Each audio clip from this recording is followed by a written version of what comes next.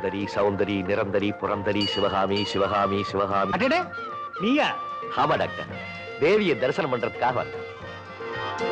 Doctor, உண்மையை சொல்ல போனா காவி போடுறவங்களை விட காக்கி போடுறவங்களுக்கு தான் பக்தி ஜாஸ்தி. நாம எதை செய்தாலும் இதைய சுத்தமா செய்யணும், அவ்வளவு. கரெக்ட். தம்பிக்கு பிரசாதம் கொடுமா. தேவியோட பிரசாதம் கொடுங்க கொடுங்க. நான் இத்தனை நாள் வேண்டிக்கிட்டது வீண் போகல டாக்டர். தேவியோட அருள் இன்னைக்கு தான் எனக்கு கிடைச்சிருக்கு. ரொம்ப நன்றி.